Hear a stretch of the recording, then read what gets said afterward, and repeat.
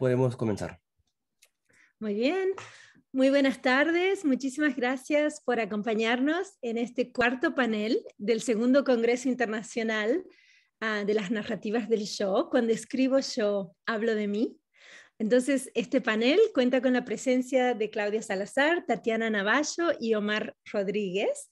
Y los voy a presentar en orden de sus ponencias. Y solamente les queremos recordar a los interesados en hacer preguntas, tanto en Facebook como en el grupo de Zoom aquí, que por favor, si están en Zoom, levanten la función de levantar la mano o manden un mensaje en el chat para que se les dé la palabra y mantener cierta organización. Y en Facebook, por favor, nos mandan también sus mensajes por el chat. Muy bien, entonces, si están todos de acuerdo, ¿están listos? ¿Podemos comenzar? Muy bien, entonces tengo el placer de darle bienvenida a Claudia Salazar, hoy del California State Polytechnic University en Estados Unidos, y su ponencia de hoy se titula Constelación Agüero, construcciones de la autoría en la obra de José Carlos Agüero. Claudia Salazar es profesora asistente en el Departamento de Inglés y Lenguas Modernas en la Universidad Estatal Politécnica de California en Pomona. Obtuvo su doctorado en literatura latinoamericana de la Universidad de Nueva York, NYU. Sus líneas de investigación, bajo un enfoque interdisciplinario, se centran en las culturas narrativas y visuales latinoamericanas contemporáneas, el estudio de la violencia de género, los feminismos, los escritos queer y las políticas de la memoria.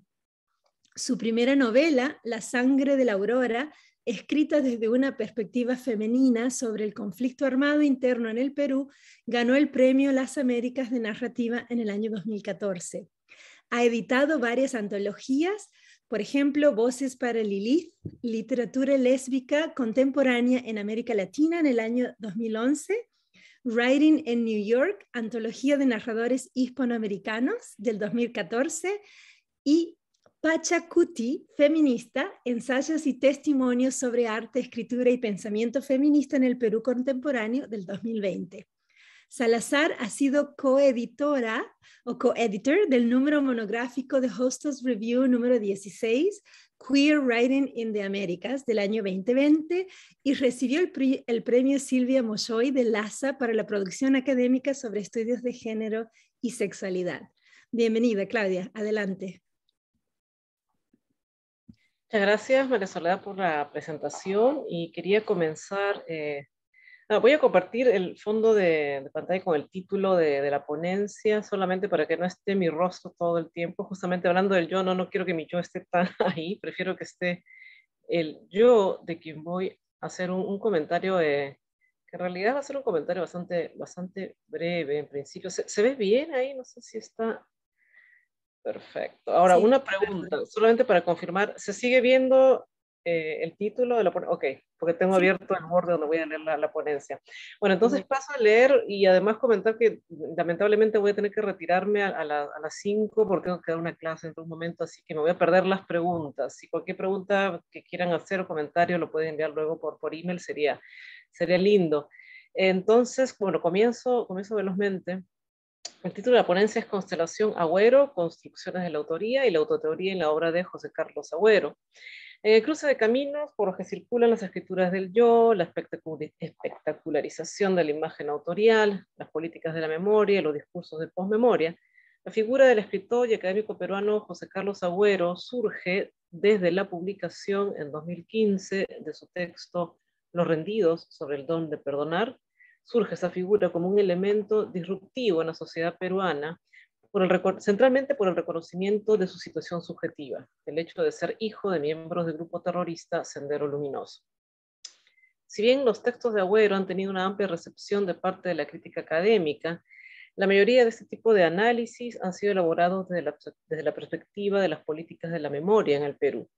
En esta ponencia es una parte muy breve de un trabajo más extenso y que le consta a Tatiana en estos momentos de pleno proceso, un proceso que está enfocado sobre todo en pensar el proceso de construcción autorial de Agüero, ¿no? Tomando como marco teórico diversas nociones de los estudios sobre escritura del yo, como la espectacularización de la intimidad, un concepto de Paula Sibilia, o el concepto de pose autobiográfica de Silvia Molloy, por mencionar un par de autoras teóricas latinoamericanas.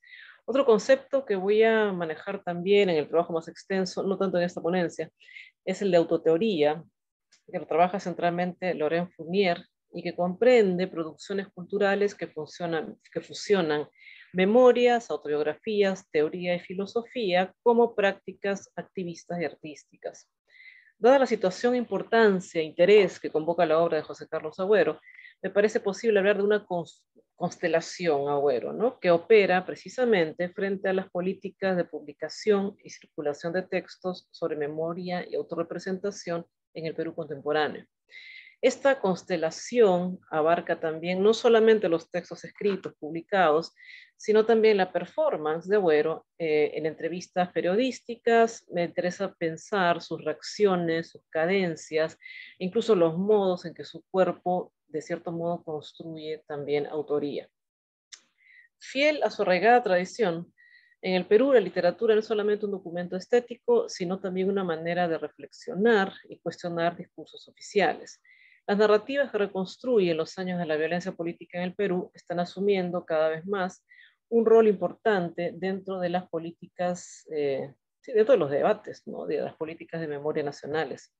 Si bien los discursos ficcionales fueron los que iniciaron esos procesos de representación ya desde los años 80, en los últimos años, los años más recientes, en la última década podríamos decir, han aparecido en el mercado editorial peruano diversas propuestas a partir de las escrituras del yo.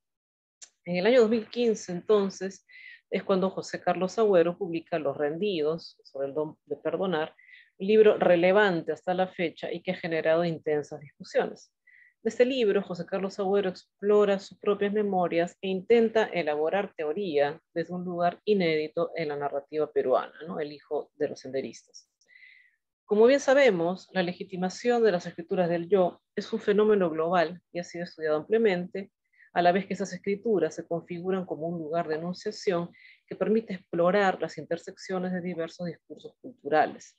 Como lo ha manifestado Paula Sibilia, y aquí hago una cita, en medio de los vertiginosos procesos de globalización de los mercados, en el seno de una sociedad altamente mediatizada, fascinada por la incitación a la visibilidad y por el imperio de las celebridades, se percibe un desplazamiento de aquella subjetividad interiorizada hacia nuevas formas de autoconstrucción. Y fin de la cita de Sibilia. Por su parte, la crítica chilena Nelly Richard se refiere a este contexto como el mercado de las confesiones y justamente remarca esos vínculos entre lo íntimo y lo político. Abro otra cita aquí de Nelly Richard. Este nuevo mercado de lo confesional, en el que participan biografías, autobiografías y testimonios de personajes públicos, se vale del compulsivo voyeurismo social para someter la interioridad no confesada del sujeto a la extroversión mediática. El mundo de la política también se deja tentar por estos juegos de simulaciones y disimulos entre lo privado y lo público. Fin de la cita. Frente al estatuto letrado e incompleto del informe final de la Comisión de la Verdad y Reconciliación y las políticas de Estado que refrendan una suerte de discurso oficial unívoco, la necesidad de escuchar otras voces surgió como una fuerza inusitada en el contexto peruano a principios de esta nueva década, la segunda década del nuevo siglo. Las condiciones económicas y políticas de los últimos 20 años en el Perú se han sostenido en un programa de economía neoliberal que aumentó precisamente una circulación de bienes y servicios, lo que en algunos medios se deben llamar el milagro económico peruano. La particularidad del caso peruano subyace en ese cruce de la revaloración de la primera persona, de las escrituras del yo, enfrentadas a las tensiones que aún existen después del conflicto armado y que se sitúan justamente en el campo de las batallas por la memoria. Y es en este contexto donde aparece justamente el libro de Agüero, Los Rendidos.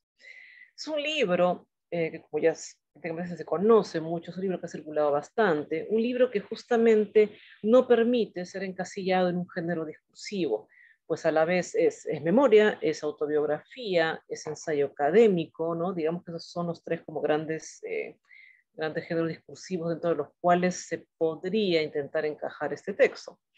Los títulos de los 6 capítulos que le integran son Estigma, Culpa, ancestros, cómplices, las víctimas y los rendidos, ¿no? Solamente para darles una noción de hacia dónde se desorienta la escritura. Es un libro de escritura fragmentaria que reiteradamente señala que no propone ni pretende imponer una verdad sobre su propio testimonio. José Carlos Agüero escribe desde su experiencia de ser hijo de senderistas, a quienes además dedica el libro. Estos fueron asesinados extrajudicialmente, su padre en la masacre de los Penales del año 86 y su madre en una playa luego de ser secuestrada por el ejército en el año 92, ¿no? Justamente al final, cuando ya la guerra está por terminar. La dedicatoria a los padres articula la mirada de este texto, pues la elaboración sobre los afectos que van desde el amor hasta la culpa y la vergüenza va a ser el eje central a partir del cual Agüero cuestionará los discursos oficiales sobre Sendero y también los discursos de las organizaciones de derechos humanos. En suma, de todas esas instituciones que promueven un buen recordar. Me parece que la propuesta central de Agüero se expresa en esta frase, la cual voy a citar. Este libro está escrito desde la duda y a ella apela. No tiene el ánimo de confrontar las verdades predominantes sobre la guerra interna y las ideas sobre los terroristas desde alguna otra versión monolítica, ni otorgar una visión de parte o proponer una justificación de la violencia apelando a lo complejo de la experiencia de los sujetos para relativizar sus culpas. Fin de la cita de Agüero. Es importante destacar que Agüero es historiador de profesión y ha trabajado muy cercanamente con diversas organizaciones dedicadas a la memoria, como el Instituto de Estudios Peruanos y otras ONGs. Se trata entonces de alguien que conoce de manera profesional los debates contemporáneos sobre políticas de la memoria. Si bien en el momento contemporáneo las escrituras del yo tienen un lugar especial, y me parece también posible decirlo, un lugar privilegiado como máquinas creadoras de memoria, a contracorriente de esta tendencia, Agüero precisamente cuestiona la posibilidad de establecer una narrativa totalizante. Aquí hago otra cita más de Agüero. El testimonio no agota una experiencia, subraya, si se quiere, un momento de dolor y agrega un componente a una identidad siempre fluida. Llamarle víctima u otra cosa es un asunto de convenciones. Cierro la cita. Su mirada entonces cuestiona la validez exclusiva del testimonio, de la voz de la experiencia personal y resalta la convencionalidad de esta construcción. Me parece que Agüero construye un decir fragmentario, cimentado y organizado a partir de la ausencia de los padres. Ausencia-presencia, ¿no? Porque la presencia de los senderistas en este texto es precisamente producto de los vacíos y silencios que pueblan el mismo texto, ¿no? Quizás de ahí me parece que vienen esas diferentes reacciones, tanto en la crítica especializada como en el periodismo, que si bien comparte una actitud relativamente celebratoria, digo relativamente porque también se vislumbra en algunas reacciones cierta incomodidad que en algunos casos manifiestan o intentan ocultar cierta repulsión y hasta el rechazo. Aquí quiero pensar un poco en el ámbito de la recepción, no me interesa en este momento hacer un análisis textual, sino pensar en el ámbito de la recepción, cómo lo han leído y cómo Agüero mismo ha ido también respondiendo a las respuestas que ha provocado su texto, ¿no?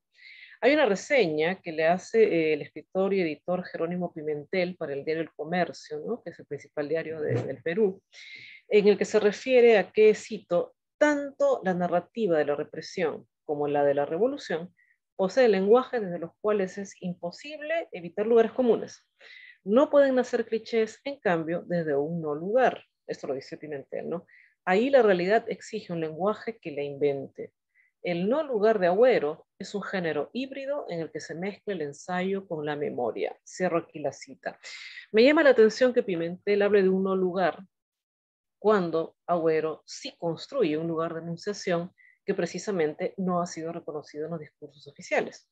Pimentel desvía, me parece, la cuestión de la subjetividad, borrando ese lugar que Agüero sí se preocupa en construir para centrarse en los géneros discursivos. Creo que Pimentel vislumbra una escisión, como él la llama, ¿no? La escisión de Agüero vislumbra que ese camino es por el que estas políticas de la memoria pueden continuar siendo elaboradas, ¿no? A través de la escisión, de esas grietas que están en estos discursos aparentemente tan sólidos. Quiero detenerme un momentito en esos términos en que la escisión es planteada, ¿no? Cuando este crítico, Pimentel, la menciona, compara a Agüero con el Inca Garcilaso y con José María Arguedas, dos de los escritores emblemáticos de nuestra tradición literaria. El primero, como bien lo sabemos, no es considerado por ser el mestizo cultural, ¿no? El Inca Garcilaso, el primer mestizo cultural, representa.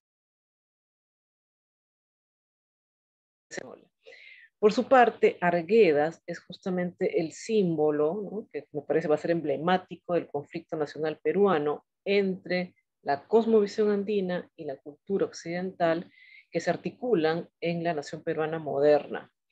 Me pregunto entonces, ¿qué posición le cabe a Agüero al ser incluido en este grupo de escritores? ¿Cuál sería la naturaleza de esta escisión en su caso, ya que no apunta por el lado del mestizaje y tampoco va por el lado de la tensión andino-occidental, ¿no? Me parece entonces que Pimentel nos habla de otra escisión que es encarnada en Agüero como autor, la decisión precisamente de una nación partida en dos, escindida por el conflicto armado mismo, ¿no?, por esa violencia. Cabe cuestionar si ese nivel de decisión es comparable a las de Arguedas o Garcilaso, o si si la extrapolación del plano de lo íntimo hacia la política nacional no excede el planteamiento de Agüero en su propio texto, ¿no? Más aún si se habla de una subjetividad que no tiene lugar, ¿no? Por eso me parece interesante qué lugar de enunciación es ese que se plantea Agüero frente a este no lugar que alguien lee en su texto, ¿no? La negación de un nuevo lugar subjetivo se hace evidente en varias entrevistas del momento en que el libro es publicado, no sé, una entrevista del año 2015, donde es muy palpable la incomodidad que los periodistas sienten frente a la presencia de Agüero, ¿no? No el libro es el que incomoda tanto, sino tenerlo ahí sentado frente a ellos hablando, ¿no? Ese cuerpo hablante es evidente la incomodidad que le provoca a varios periodistas, ¿no? De muchas entrevistas que hay, que las pueden encontrar por YouTube, hay una que particularmente me interesó, que es la que le hace René Gastelumendi para el programa Cuarto Poder, porque justamente me interesa la performance que ellos dos realizan, ¿no? O realizan en el sentido de la relación entrevistado-entrevistador, ¿no? El periodista aparece siempre sentado de espaldas a la cámara, ¿no? Una especie de distancia en la que parece estar como resguardándose, como si estuviera en un lugar seguro, como si estuviera cuidándose de algo, ¿no? Las preguntas, casi desde el inicio, van en un tono algo hostil y hasta por momentos casi parecen cuestionar la existencia misma de Agüero, ¿no? Especialmente por el hecho de que vivió, él lo dice, en el hogar del enemigo, ¿no? Que es el hogar de sus padres eran senderistas, ¿no? Por momentos, ¿no? La entrevista como que se va calentando un poco. Hay momentos que revelan cierta violencia contenida y hay un momento en que Gastelumendi no puede evitar decirle directamente a Agüero, mirándolo, ¿no? Le dice, lo voy a citar, ahora te escucho, pero antes te hubiera golpeado e insultado. Entonces yo me pongo a pensar, ¿no? ¿Qué fue lo que cambió entre ese antes de qué, ¿no? Y el momento de la entrevista? ¿Fue la lectura? ¿Fue verlo? Quizás, pienso yo, fue ese cuerpo presente de Agüero, ¿no? El hijo de senderistas, quien además le responde de una manera casi como ofreciéndose, ¿no? La posición del cuerpo de Agüero es increíble porque se ofrece casi como a cualquier reacción que le apetezca al periodista, incluso pide perdón, y con eso me parece que lo desarma, ¿no? Casi una actitud que me parece muy cristiana en el sentido del ofrecer la otra mejilla, ¿no? No es responder con agresión, sino simplemente ofrecerse como un cuerpo a cualquier posible reacción de quien lo está interpelando en ese momento, ¿no? Yo creo que Agüero mismo se ofrece en este libro y en la entrevista también, ¿no? Como una especie de víctima expiatoria de la culpa de los padres, ¿no? Más allá de las preguntas y respuestas, la disposición de los cuerpos durante la entrevista revela cuestiones viscerales, ¿no? De afectos aún no procesados y temas pendientes en una agenda nacional de reconciliación. Se hace necesario entonces, y eso es evidente también en los textos de Agüero y las reflexiones que él hace posteriormente, en la reconciliación no como un espacio de encuentro sosegado, sino como un espacio de desacuerdo donde pueden incluso convivir las disputas. Al tratarse de un libro, entonces, que introduce una nueva subjetividad, Agüero desarticula también las dicotomías en el discurso oficial, pone en cuestionamiento las nociones de víctima y victimario, y está constantemente cuestionando su propia posición. Aquí hago una cita más de Agüero. No importa si no me siento víctima y si nunca me comporté como una. El hecho es que si este mundo de normas y moral tiene algo de valor, lo soy, al margen de mi voluntad. De Casero la cita. Este cuestionamiento dislocador que efectúa su discurso se orienta a un objetivo que se presenta también como elusivo y al mismo tiempo como necesidad: la comprensión de la decisión de sus padres y de las acciones que realizaron durante la guerra, acciones que obviamente, como bien sabemos, provocaron mucho dolor, destrucción y muerte. Ya voy a terminar, me falta un poquito, me están mandando un aviso de que me quedan un par de minutos. Voy a adelantar un poquito y lo voy a cerrar. Esta posición, centrada en el dolor y el sentimiento de incomprensión, va a continuar también durante las presentaciones de su poemario Enemigo, que fue publicado en 2016, perdón, el año siguiente de Los Rendidos, ¿no? Pero esta situación, como esta posición tan de ofrecerse, ¿no?, como víctima, me parece que cambia cuando publica el libro Persona en el año 2017, un libro que además le valdrá obtener el Premio Nacional de Literatura el año siguiente. Pues para ir concluyendo con esta ponencia, no quiero pensar en la textualidad de Persona en sí, sino pensar una vez más en otra entrevista, una entrevista del año 2018, cuando él presenta este libro en la Universidad de la Frontera, justamente ya 3 años después de la publicación de Los Rendidos, ¿no? Y justamente me parece que esa posición casi sumisa, ¿no?, como de víctima propiciatoria, ha cambiado bastante, ¿no? Se nota, es notorio, un cambio en la manera de expresarse, la manera de presentarse. No es más la noción del hijo, la noción, la idea de ser solamente el hijo de senderistas, sino que hay una postura corporal donde ya no asume culpas, ¿no? Me parece que habla de ellos ya con cierta potencia, incluso habla de hablar de no ceder a su orgullo, ¿no? Pero al mismo tiempo pensarse como víctima, pero extiende la noción y saca la idea de ser víctima solo él, ¿no? Él dice lo que dicen en esa entrevista: me interesa entender que soy tan vulnerable y víctima como cualquiera, ¿no? Ese cualquiera ya no es solamente el yo víctima, sino también todos podemos ser, o todos lo fuimos por lo pasado en esos años, ¿no? Asumirse como una víctima, que es intermediador y también parte del movimiento de derechos humanos, ¿no? Una situación siempre ambigua entre ir y venir entre dos posiciones, ¿no? Hay una frase, ¿no?, que me llama mucho la atención también, y que aquí, bueno, ya me quedo un poco pendiente de desarrollar la cuestión de la autoteoría.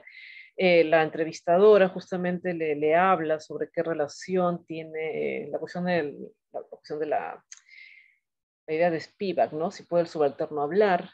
Y lo que contesta Agüero en esa entrevista es que dice, bueno, la teoría, ¿no?, y la alusión a la palabra teoría aparece muchas veces además en esa entrevista. Él dice, la teoría, tanto el subalterno como la víctima, lo ha construido mudo, ¿no? Y me interesa en ese breve enlace justamente que trae el Agüero entre el subalterno y la víctima, donde cabe preguntarse nuevamente la complejidad de su posición autorial, ¿no?, especialmente en el contexto de un mercado confesional que privilegia justamente las escrituras del yo en la construcción de la memoria, ¿no? Y lo termino aquí porque no quiero tomar más tiempo. Gracias. Muchas gracias.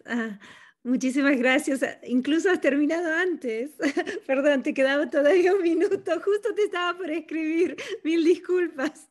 No te quería apurar. Perdón, pero excelente dentro de todo el tiempo. Muchísimas gracias, Claudia.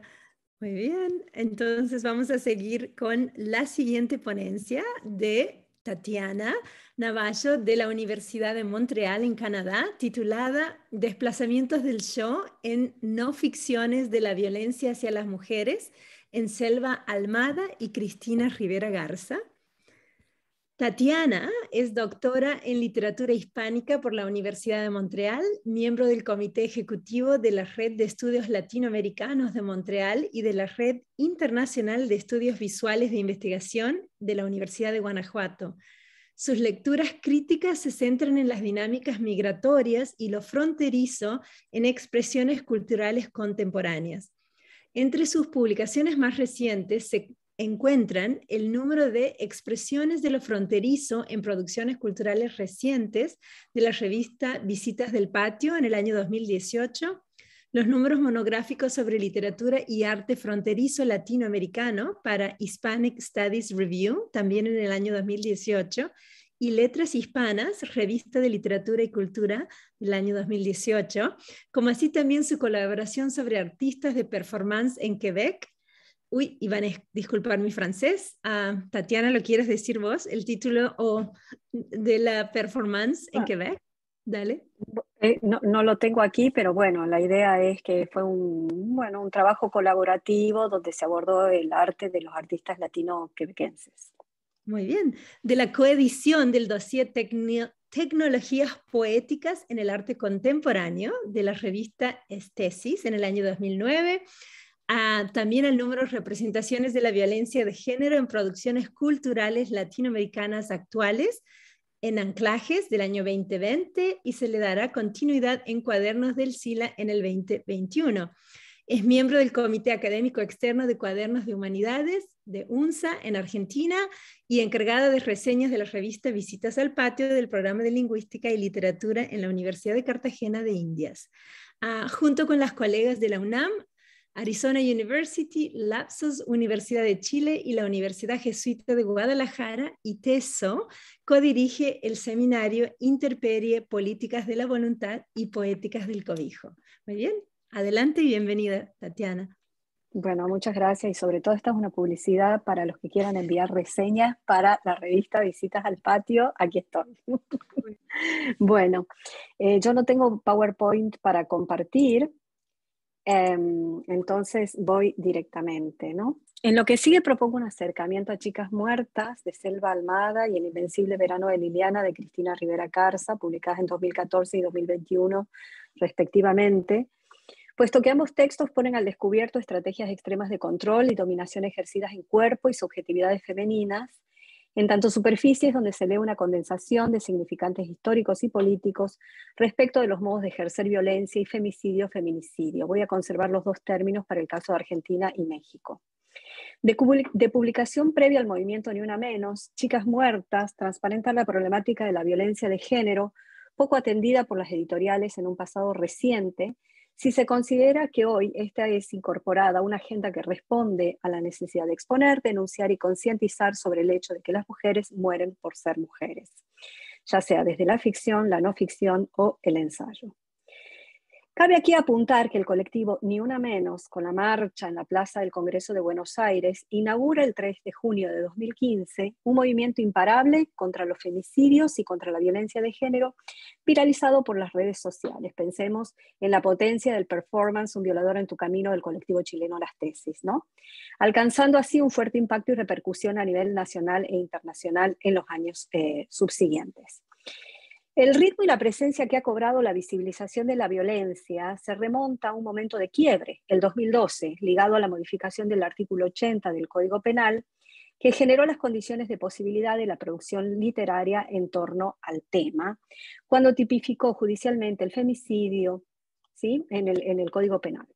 Desde ese momento, la industria editorial no ha dejado de nutrirse por publicaciones que diversificaron el circuito de consumo, revitalizando sin duda el vínculo corpus-canon del campo literario.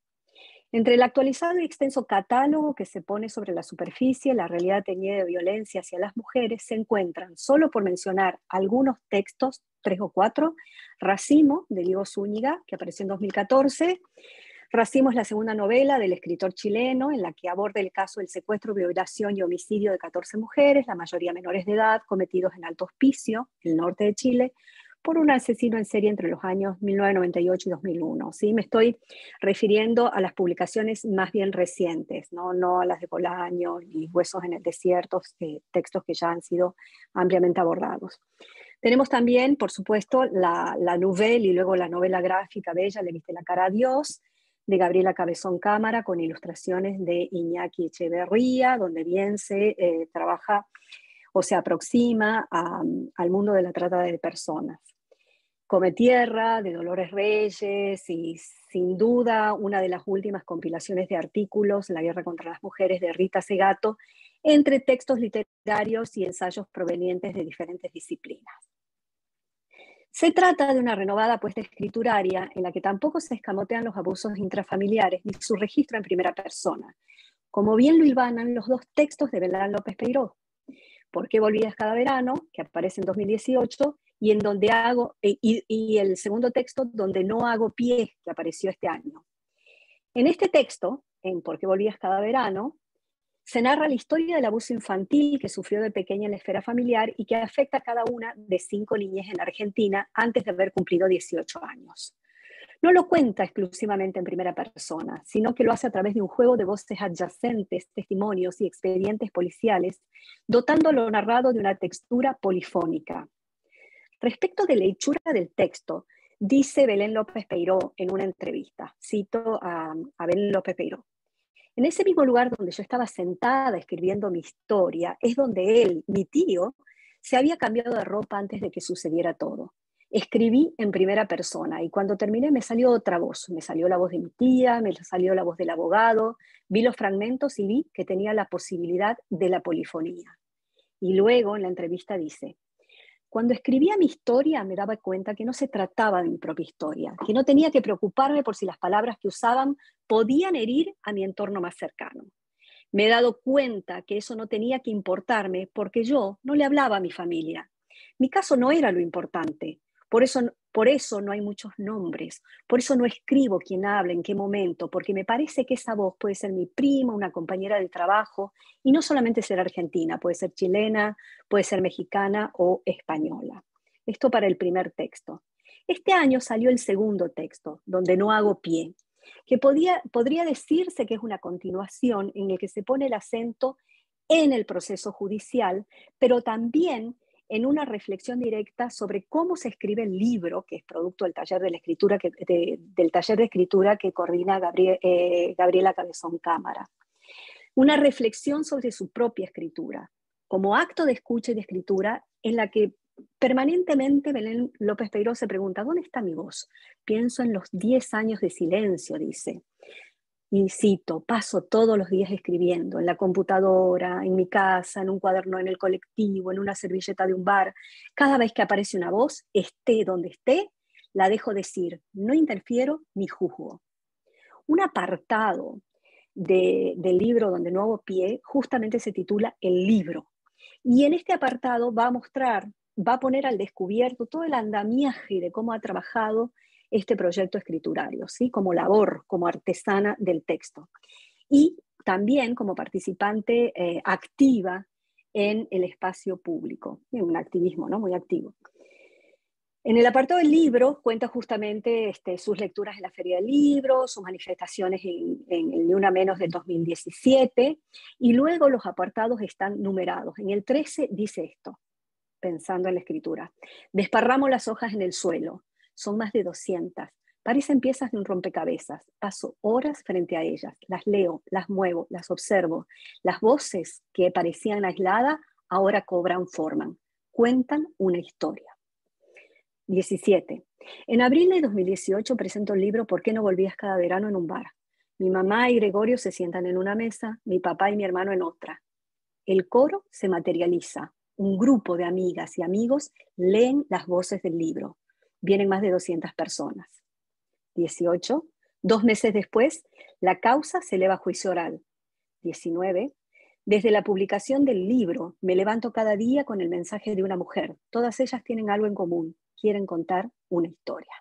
Entonces, dejo aquí a las propuestas de Belén López Peiró, y otra propuesta muy interesante vinculada a los abusos infantiles acaba de salir hace un par de semanas, y es el libro Somos Sobrevivientes, Crónicas de Abuso Sexual en la Infancia, editado por Fabián Martínez Sicardi, y Fabián Martínez Sicardi lo que hace es trabajar en estrecha relación con los miembros de la Asociación Civil de Adultos por los Derechos de la Infancia, que es una asociación que existe desde 2012, y convoca a 8 escritores. Los voy a mencionar porque son escritores que están muy presentes en el espacio público y, bueno, en la vida literaria, por supuesto. Félix Abouaf, Félix Brusone, Gabriela Cabezón Cámara, Juan Carlos Kramer, Fabián Martínez Icardi, Sergio Holguín, Claudia Piñeiro, Dolores Reyes. 8 crónicas en las que 8 escritores escuchan historias de 8 sobrevivientes de abuso, desde un lugar de empatía, con la mejor herramienta que tienen, la palabra. Ahí donde el silencio es cómplice del abusador, se dice en la contratapa del libro, ahí donde el silencio es cómplice del abusador, la palabra es la aliada de las víctimas. Las historias permiten ver más allá de lo silenciado, conectando dolores solitarios con el dolor común. Traje a colación estos 2 últimos ejemplos, el de Belén López Peiró y la compilación de crónicas editada por Fabián Martínez Icardi, porque activan con mucha claridad y actualidad una serie de preguntas. La de los alcances de la representación de la violencia expresiva más que instrumental, siguiendo la propuesta de Rita Segato, hacia las mujeres y niñas, en como así también la pregunta acerca del quién asume la voz de la escritura, el quién y el cómo formalmente, hablando de la hechura del texto, ¿sí? ¿Cuáles son las estrategias de escrituras elegidas y del pacto de lectura que subyace a la propuesta de escritura? Pensando en la materialidad de la escritura, en estas propuestas quedan enmarcadas disímiles situaciones de violencia en tanto enunciados expresivos, siguiendo a Rita Segato, como acabo de decir, a las que se ven sometidos los cuerpos. Y cito a Segato: es por su calidad de violencia expresiva más que instrumental, violencia cuya finalidad es la expresión del control absoluto de una voluntad sobre otra, que la agresión más próxima a la violación es la tortura física o moral. Expresar que se tiene en las manos la voluntad del otro es el telos o la finalidad de la violencia expresiva. Dominio, soberanía y control son su universo de significación. Fin de cita. Al no perseguir un fin, la carga simbólica condensada en una yuxtaposición, se me abrió una ventana. Al no perseguir un fin, la carga simbólica condensada en esta yuxtaposición de significantes irrumpe produciendo un desplazamiento disruptivo en los lenguajes que presentan y describen estas situaciones de femicidio, feminicidio, para lo que viene luego, permeando y desarticulando en alguna medida la normatividad histórica discursiva, al tiempo que propone sus propios trabajos, yo diría, escriturarios de memoria, recuperando los términos de Elizabeth Jelin, albergados en un archivo hospitalario, una noción que está trabajando en estos momentos Mónica Zurmuch y Alejandro Virué.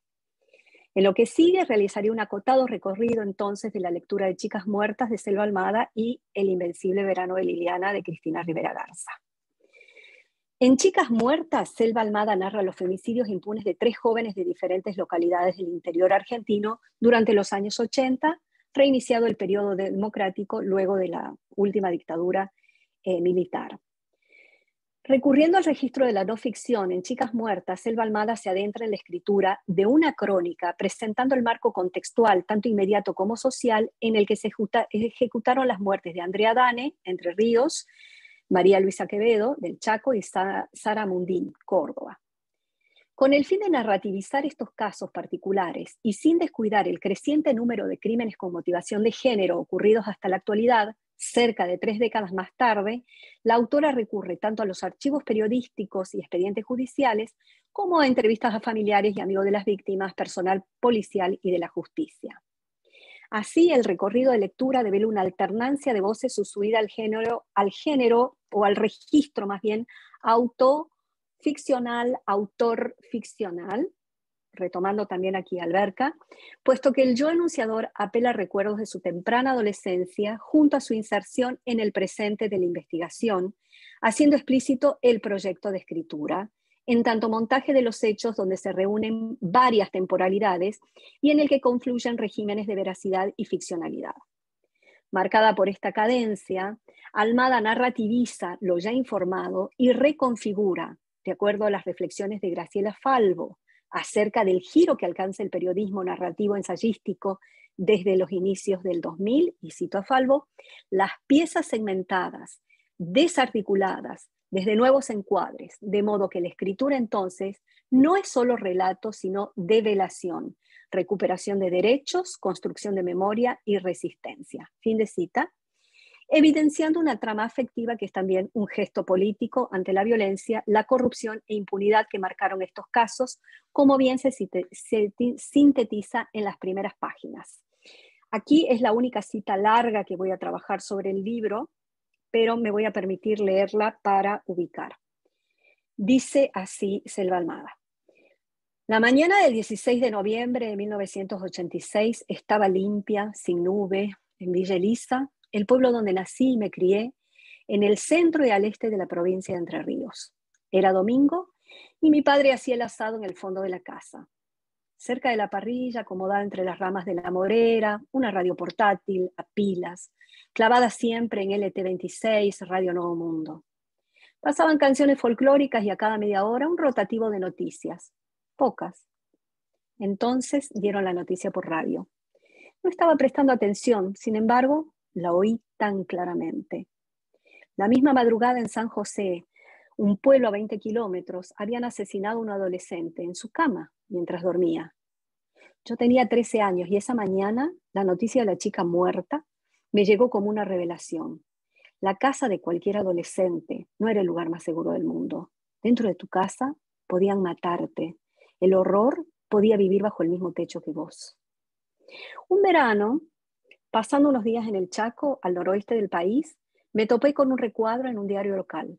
El título decía: a 25 años del crimen de María Luisa Quevedo, una chica de 15 años asesinada el 8 de diciembre de 1983 en la ciudad de Presidencia Roque Sáenz Peña.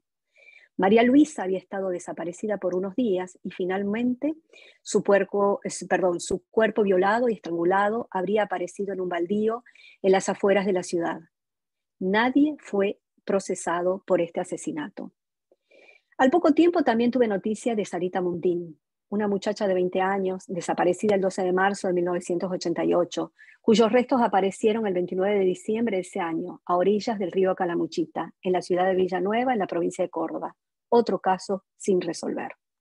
Fin de cita.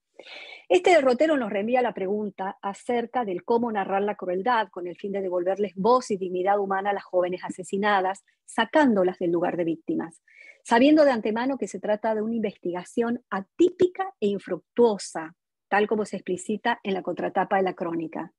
Interrogante que se replica constantemente en un marco transcontinental, de acuerdo a lo apuntado por Cristina Rivera Garza en Los Muertos Indóciles, quien parte de un análisis anclado en la acuciante realidad mexicana, pero que pronto advierte se fue dirigido hacia otras geografías. Así, dice Cristina Rivera Garza, al qué significa escribir hoy en este contexto, se adjuntan otros interrogantes. Cito: ¿qué tipos de retos enfrenta el ejercicio de la escritura en un medio donde la precariedad del trabajo y la muerte horrísima constituyen la materia de todos los días? ¿Cuáles son los diálogos estéticos y éticos a los que nos avienta el hecho de escribir, literalmente, rodeado de muertos?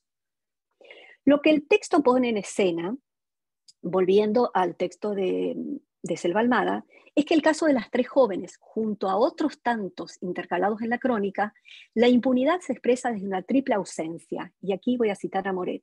Cito: ausencia de acusados convincentes para la opinión pública, ausencia de líneas de investigación consistentes y, como consecuencia de las dos anteriores, la repetición sin fin de este tipo de crímenes. Fin de cita. Por lo mismo, la enumeración constante, increyendo a lo largo del relato, pone en evidencia que el ejercicio de matar se ha incrementado a un ritmo exponencial, pues al menos una mujer de entre 5 y 50 años es asesinada cada 30 horas. En el epílogo del libro se escriben sucintamente otros 10 femicidios en el mes previo a la publicación de Chicas Muertas, como si el registro acumulativo de los nombres de las víctimas, dice Cabral, fuera capaz de devolverles la voz en este testimonio colectivo. Fin de cita de Cabral. En esta línea Almada aclara en una entrevista, dice Selva Almada, cito: escribí el libro porque sentía que tenía cosas para decir sobre un tema que me ocupa constantemente desde hace muchos años y como una manera de recuperar la memoria de Andrea, Sarita y María Luisa, de sus vidas arrancadas de cuajo por personas que nunca pagaron por sus crímenes. Me parecía que primero las había matado un asesino, pero luego había vuelto a matarlas las justicias cuando dejó impunes sus muertes y volvía a matarlas el olvido. El libro era un intento modesto del que al menos sus historias no se perdieran en el tiempo. Fin de cita. Chicas Muertas ha recibido y continúa recibiendo atención por parte de la crítica académica y cultural. No obstante, propongo aquí que las motivaciones que subyacen a su trabajo escriturario transparentan un proceso centrado en el dialogismo que habilita igualmente un deslizamiento en el que la autoría, en tanto productora de sentido, cede paso a la función del lector en los términos planteados por Cristina Rivera Garza, puesto que, cito a Rivera Garza, en lugar de apropiarse del material del mundo, que es el otro, se desapropia. En esta línea, añade Rivera Garza, a esta práctica, por llevarse a cabo en condiciones de extrema mortandad y en soportes que van del papel a la pantalla, es lo que empiezo por llamar necroescritura. A la poética que la sostiene sin propiedad, o retando constantemente el concepto y la práctica de la propiedad, pero en una interdependencia mutua con respecto al lenguaje, la denomino desapropiación. Menos un diagnóstico de la producción actual y más un efecto de lectura crítica de lo que se produce actualmente. Estos términos pretenden animar una conversación donde la escritura y la política son relevantes por igual. Fin de cita. Más adelante explicita que las estrategias de desapropiación se engarzan en un movimiento constante que va de lo propio a lo ajeno en tanto ajeno, pero siempre manteniendo las inscripciones del o de los otros en el proceso textual. Cito nuevamente a Cristina Rivera Garza. Y aquí, ese mantener las inscripciones de los otros, trabajar con este acoplamiento o este abrazo, no es un asunto menor. Se trata de una poética que explora críticamente el adentro y el afuera del lenguaje, es decir, su acaecer social en comunidad, justo entre los discursos y los decires de los otros en los que nos convertimos todos cuando estamos relacionalmente con otros. Fin de cita. Si las citas precedentes permiten subrayar que en Chicas Muertas las estrategias de esta poética desapropiativa, inscritas en las actuales propuestas de necroliteratura, se evidencian en varios niveles, a través de la inscripción y acoplamiento de decires de los otros o en el proceso textual, en contrapunto con las intervenciones de la cronista. Y aquí, en algún otro momento, sí hice el análisis y sí me dediqué al análisis textual de Chicas Muertas, trabajando la misa en abim, la puesta en abismo, ciertos registros comparativos, la inserción de anécdotas personales para mostrar justamente el andamiaje de esta poética desapropiativa y acercarme al texto de Selva Almada desde, digamos, desde la propuesta teórica y metodológica de Cristina Rivera Garza. Entonces, lo que tenemos aquí es que en capítulos intercalados la cronista se centra también en el lugar que ocupaban las jóvenes en sus familias y cómo los miembros de sus respectivos núcleos reaccionaron durante y años después de los asesinatos, por ejemplo. Con dolor y resignación, tanto el hijo no huérfano como la hermana y la madre de Sarita Mundín, luchando y reclamando justicia, parte de la familia de María Luisa Quevedo, en particular su hermano, a quien Almada consigue entrevistar y acceder al registro fotográfico del caso, y con indiferencia e incluso olvido por parte de los padres y la hermana de Andrea Dame.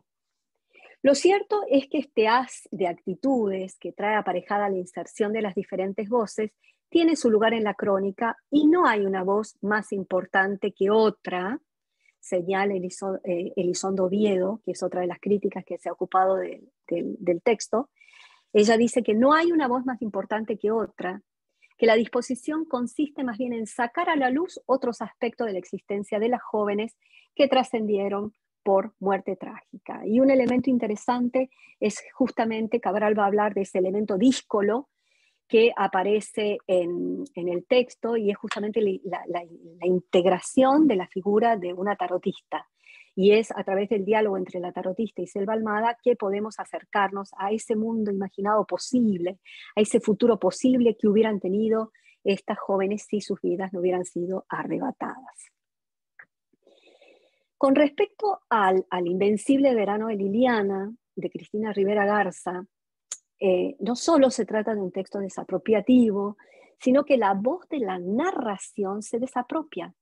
La voz de quien asume la labor de la escritura, que en pocas ocasiones coincide con la voz de la narración, se desapropia de sí misma y solo aparece como una voz marco en la historia, ¿sí? Al inicio, cuando decide reabrir el expediente judicial, y al final, una vez que le dan la noticia de la muerte de la hermana. Por supuesto que sí, aparece en otros momentos, pero básicamente como presencia solamente al principio y al fin.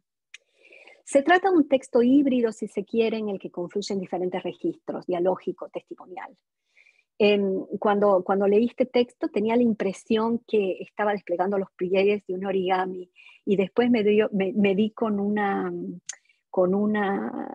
entrevista que le hace Selva Almada a Cristina Rivera Garza, donde se habla justamente de los papeles de archivo de Liliana, su hermana, que eran como origamis. Entonces, me conmovió la coincidencia. Se trata de un texto híbrido, si se quiere, en el que confluyen diferentes registros. Y esta relación que yo hago del texto como si estuviéramos leyendo los pliegues de un origami, los pliegues en los que Cristina Rivera Garza presenta el feminicidio de su hermana Liliana, desde principalmente la propia voz de Liliana. Liliana Rivera Garza fue asesinada en la madrugada del 16 de julio de 1990 por su exnovio, Ángel González Ramos, en un momento en el que todavía se catalogaba como crímenes pasionales, ¿no? 30 años atrás, ¿no? Teniendo en cuenta justamente que la noción de feminicidio entra en la modificación penal en México en el 2012.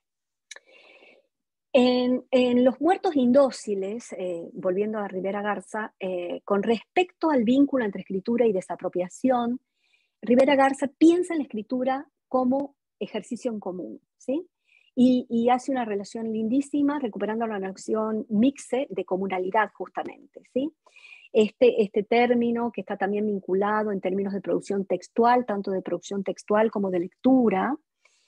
Y cito a Cristina Rivera Garza, tanto en términos de producción textual como de lectura, ese que nos ocurra algo en común, a decir del filósofo francés Jean-Luc Nancy, es la escritura.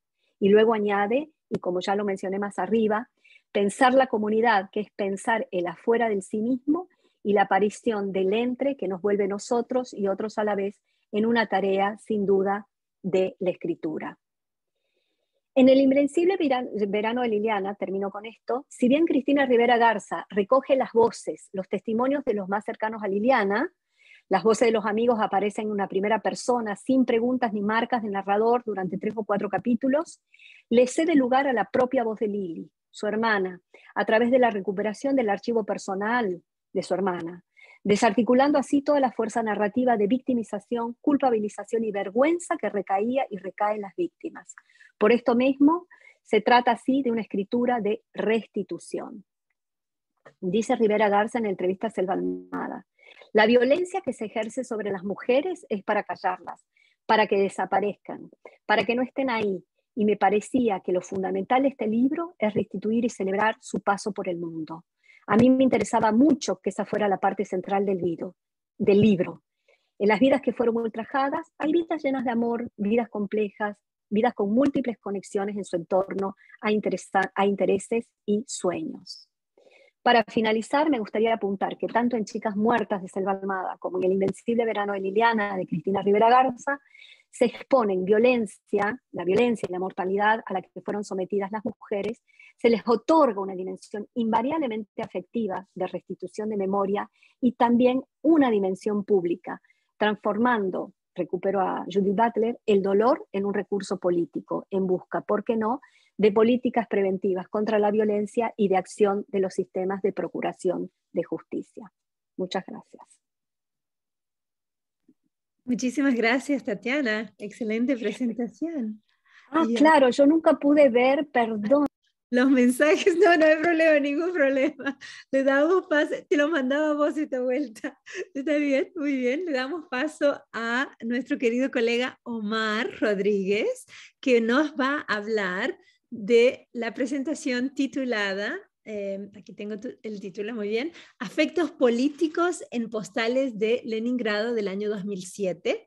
Omar Rodríguez, me olvidé de decir, es de la Universidad de Lethbridge en Canadá. y tengo el gusto de presentarlo. Es profesor asociado de la Universidad de Lethbridge en el Departamento de Lenguas Modernas y Lingüística. Se especializa en cultura popular y cine contemporáneo latinoamericano. Sus más recientes publicaciones examinan el cine hecho por adolescentes en Venezuela y también ha publicado trabajos sobre cine comunitario en Venezuela. Muy bien, bienvenido, Omar. Adelante, por favor. Gracias, María Soledad. Voy a compartir mi pantalla. Muy bien. Espero que funcione. Seguro que sí. Ahí está, ahí la vemos. ¿Lo ven? Sí, muy bien. se la ve muy bien. Bueno, como pueden ver, el título de mi ponencia cambió un poquito. El contenido y el espíritu sigue siendo el mismo. Juegos infantiles, afectos y política en postales de Leningrado. Y quiero empezar la ponencia leyendo una cita de García Márquez de su autobiografía Vivir para contarla. En esta ocasión le conté mi recuerdo de las gallinas ahogadas y como a todos los adultos le pareció que era una alucinación de la niñez. Muy bien, Postales de Leningrado comienza con una secuencia situada entre la ficción y la realidad. Imágenes documentales del Carnaval de Caracas en los años 60, comentadas por una voz en inglés, promocionan la modernidad, riqueza y vitalidad de la ciudad. Mientras las imágenes continúan en la pantalla, la narración en inglés da paso a la voz de una niña que, hablando en presente, introduce las dos estrategias que dominarán la película. La época que más me gusta son los carnavales, porque cuando nos disfrazamos es como si nos escondiéramos, porque nadie nos puede atrapar. A mi primo Teo, como es más grande, no le gusta disfrazarse. Él dice que lo mejor para que no te atrapen es que nunca digas tu nombre de verdad. A mí sí me gusta disfrazarme y mi disfraz preferido es el hombre invisible. La verdad es que a Teo también le gusta ese disfraz, pero lo que más le gusta a él es recibir postales de Leningrado que le manda su mamá. Por un lado tenemos la perspectiva infantil y personal desde donde se cuenta un capítulo opaco de la historia política de Venezuela. Por otro, la estructura dramática centrada en la noción de la identidad como un rasgo escurridizo e inaprensible. De la limitación de tiempo en esta presentación, me concentraré en secuencias que ocurren en la primera parte del filme para sugerir que estas dos líneas estratégicas son funciones de un discurso autobiográfico. La época que más me gusta son los carnavales. De un discurso autobiográfico amalgamado en una visión lúdica de la realidad, cuya consecuencia es presentar la historia ignorada de la guerrilla venezolana a través de la representación de afectos y emociones. En ese sentido, haré una clara distinción entre el concepto de afecto y el de emoción, en especial dada la gran ambigüedad con lo que han sido incorporados en los estudios de cine. Russell identifica los afectos como sensaciones simples y primitivas que no siguen procesos cognitivos o reflexivos, pero que son experimentados de una manera consciente. Su condición primitiva los hace formar un estrato básico sobre el cual se construyen los estados afectivos y las emociones. No obstante, los afectos no se expresan solo a través de los estados afectivos y las emociones, ya que pueden observarse en estado puro. Para Russell, los afectos se distribuyen en dos ejes: la valencia, es decir, el grado de placer que se experimenta, y la agitación, el grado de motivación que se siente para actuar. Las emociones, por otro lado, son sensaciones complejas que surgen de un afecto y que implican la evaluación cognitiva de un evento, es decir, una respuesta o reacción a algo. La dimensión evaluativa conecta las emociones con procesos de socialización, capacidad lingüística e historia personal del individuo. Para Podolsky, la dependencia de las emociones de los afectos permite integrar otras variantes de la experiencia que pueden ser al mismo tiempo corporales e inmateriales. Tal enfoque abre la posibilidad de una aproximación multisensorial al cine que facilita la explosión de puntos de encuentro con realidades en crisis. Realidades que están en busca de modelos alternativos capaces de, como dice Podolsky, registrar experiencias pasadas y su influencia en el presente. Mi intención es mostrar algunos de los mecanismos fílmicos empleados por Rondón para formular esta relación afectiva y multidimensional con el pasado. Postales está ambientada en los primeros años de la democracia al final de la última dictadura venezolana del siglo XX. Después del derrocamiento de Marcos Pérez Jiménez, el brazo armado del Partido Comunista Venezolano mantuvo la lucha armada de 1962 a 1969. A pesar de lo corto del periodo, mayoritariamente en zonas urbanas de Caracas, la lucha fue intensa y sangrienta. Pocas películas han hecho referencia a estos años. Se pueden mencionar La quema de Judas, del 74, Crónicas de un subversivo latinoamericano, de 1975, y País portátil, del 79. Ninguna de ellas se concentra en la guerrilla no urbana como lo hace Postales. Una vez finalizada la secuencia de los créditos, las imágenes documentales cambian al registro de la ficción y vemos a una joven guerrillera que da a luz el Día de las Madres. Esta secuencia continúa siendo narrada por la voz de una niña que se identifica como la hija de la guerrillera. Esa soy yo. Teo decía que nadie debía saber quién era yo. Eso fue lo primero que hice mal en mi vida, porque fui el primer bebé que nació el Día de las Madres de ese año. Dada la publicidad que el evento genera, madre e hija deben iniciar una vida de nombres falsos y disfraces para proteger sus identidades. La secuencia está filmada de modo de enfatizar una perspectiva desde la primera persona, es decir, un discurso del yo. Un yo clandestino que nunca se nombra, consistente con la idea del anonimato y que simplemente se registra como la niña. Complementando este discurso en primera persona, la cámara favorece los primeros planos y la edición coincide con los ritmos de la bossa nova.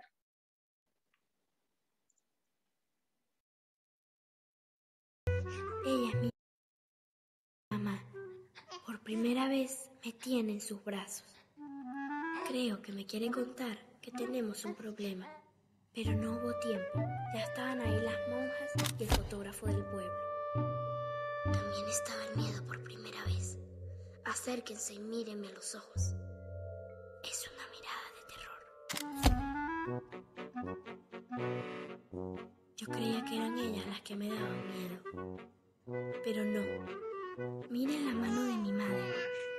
Ella también tiene miedo. Ella sabe por qué tenemos miedo nosotras dos. Cuando la voz dice, mira las manos de mi madre, ella también tiene miedo, la cámara se mueve de las caras de las monjas a la cara de la bebé y finalmente a las manos de la muchacha. El efecto es inmediato. La voz controla la cámara. La voz de la bebé, que en una especie de salto en el tiempo, narra su propia historia. Esta perturbación narrativa va acompañada de cuadros congelados e insaturados que simulan visual y auditivamente una fotografía vieja. Al mismo tiempo, la pista musical es alegre y juguetona, y la velocidad de filmación se acelera y desacelera cuando las monjas salen de la habitación. Al combinar estos elementos, la escena aparece con una estructura disonante que se acerca mucho a un juego infantil. De este modo, Rondón propone un acercamiento al pasado, personal y político, que busca minimizar la evaluación cognitiva de las imágenes y favorece la apreciación de la historia a partir de un enfoque fantástico, donde la representación de la realidad no está ligada a las convenciones de la narración fílmica. Si aceptamos esta premisa, observaremos a lo largo de la película un discurso que intenta fundir y confundir ficción y realidad, como dice Cedeño. Veremos también que ese discurso está modulado en términos de estímulos afectivos proyectados desde la visión privilegiada de la niña narradora. La película está estructurada en varios segmentos discontinuos de la vida de la niña y la de sus padres. El momento en que se conocen, la concepción de la niña, los meses de embarazo, el nacimiento, la visita del padre a los abuelos de la niña, el tiempo que pasa el padre en la cárcel y luego en el hospital mental, el encuentro entre padre e hija. Entre estos segmentos no hay una conexión cronológica clara. La película se mueve a saltos de uno a otro como si fuera un juego de rayuela. De hecho, podríamos pensar que como en la rayuela de Cortázar, el orden de los segmentos presentados por Rondón puede ser configurado de cualquier manera sin que esto implique un cambio sustancial en la totalidad de la historia. Solo la voz de la niña une los episodios y permite ir configurando la secuencia de eventos. En el contexto de la autoficción, la voz de la niña nunca se identifica con la persona de la directora. Es decir, no hay ninguna marca narrativa o estética que permita conectar los acontecimientos del filme con la historia personal de Mariana Rondón. Sin embargo, Postales tiene un gran componente autobiográfico, si bien no podríamos llamarla una película autobiográfica en el sentido convencional del término. En una entrevista, Rondón recuerda a su madre diciendo, Mariana, pero eso está ya en el pasado, pasó hace ya tanto tiempo, a lo que Rondón responde, pero es mi historia y creo que si no la saco ahora, nadie la va a contar. Ciertamente la historia de Rondón coincide con la de la niña, los padres guerrilleros, la vida clandestina después del parto en un Día de las Madres, las desapariciones familiares. Pero esos puntos de encuentro no se desarrollan en la pantalla, hay que buscarlos fuera de ella, en entrevistas, reseñas, artículos. El director parece haber decidido cubrir sus propias huellas para dejarnos un relato de memorias que trascienden el tiempo, pasado, presente y futuro. Y sin embargo, ahí está esa voz que narra la película desde el yo, que busca la perspectiva personal canalizada por los recuerdos.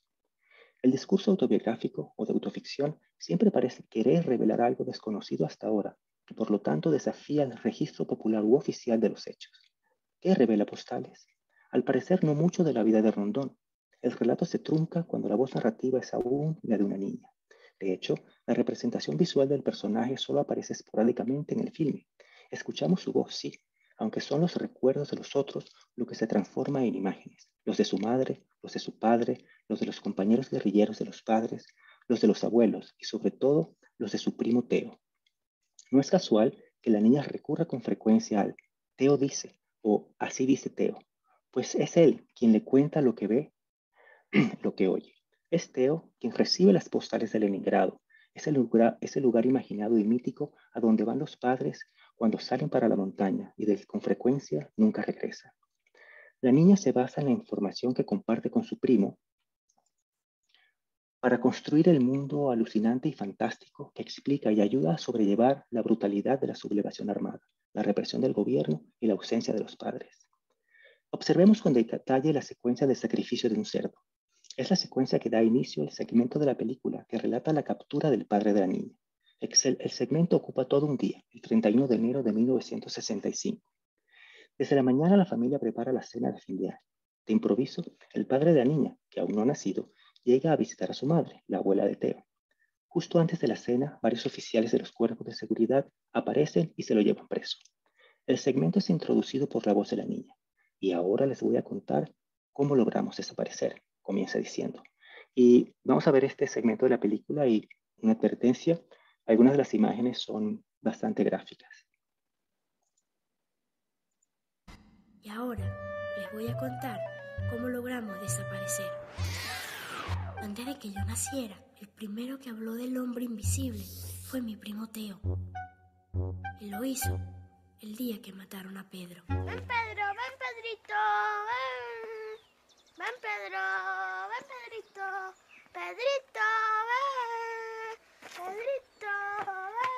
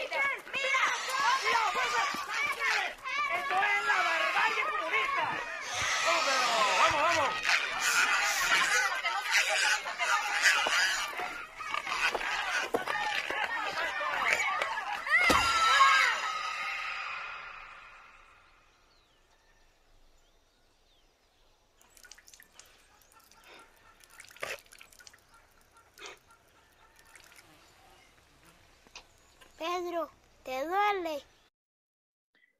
Lo primero que llama la atención son los colores vivos de la escena, rojo, amarillo, azul.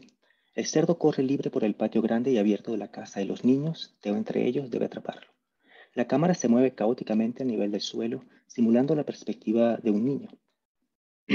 El ambiente en general es festivo. Una vez atrapado, el abuelo mata a Pedro. El momento de la muerte no es registrado en imágenes. Solo el sonido del golpe de un hacha y el chillido del cerdo se superpone a las caras de los niños que gritan y se cubren el rostro. Estas son algunas de las imágenes más crudas del filme. Un primer plano del cerdo colgado con el cuello abierto y sangrando copiosamente deja ver la imagen de uno de los niños que pregunta: «Pedro, ¿te duele?». A continuación, planos de detalle muestran gráficamente cómo destripan y descuartizan al animal mientras la voz de Teo lee una postal que le mandará a su madre. «Querida mamá, soy yo, Teo. Hoy es 31 de diciembre y matamos a Pedro. Fue muy divertido. Me gustaría saber cuándo vas a venir. Ojalá sea rápido. Espero que me sigas mandando postales desde Leningrado. Te quiere tu hijo, Teo. La crudeza de las imágenes está en claro conflicto con las palabras del niño. El efecto emotivo es contundente. Por un lado, podríamos tener una reacción primitiva desagradable, vacía de todo placer, y al mismo tiempo una sensación de gran agitación, voltear la cara, salir de la sala. Esos afectos se podrían desdoblar como el estrato fundamental de emociones específicas, repulsión, tristeza, miedo, ira u otra emoción similar. Esto haría que el espectador estuviera preparado para procesar el resto del segmento, que dura unos 20 minutos más, desde una posición de gran emotividad separada de procesos cognitivos o reflexivos. En esta red de afectos y emociones, la pregunta inocente e ingenua del niño sobre el dolor del animal muerto se convierte en una pregunta llena de intención. Consideremos primero la importancia de tener un nombre en la película. La niña tiene muchos y no tiene ninguno. El bebé de Maicao, el paquete, el hombre invisible, por ejemplo. Por lo tanto, el nombre del cerdo, Pedro, lo humaniza, lo convierte en una imagen del sufrimiento causado por la violencia política del momento. ¿No se aplicaría la misma pregunta al padre de la niña cuando lo torturan en la cárcel? ¿No podemos pensar que la violencia hacia el cerdo es la misma que sufren los jóvenes guerrilleros? La referencia a la sangre vuelve a aparecer hacia el final del filme en una de las pocas escenas donde vemos a la niña. Ya de unos 8 años, viaja en autobús con su mamá y mira por la ventana a un grupo de soldados que marchan y entonan una canción. La canción dice: quiero comerme una nevera llena de carne guerrillera. Guerrillero, yo te mato, y tu sangre me la como, y tu oreja me la como. La niña escucha la canción, y su reacción es simplemente repetir la letra como si no hubiera referencias a su situación.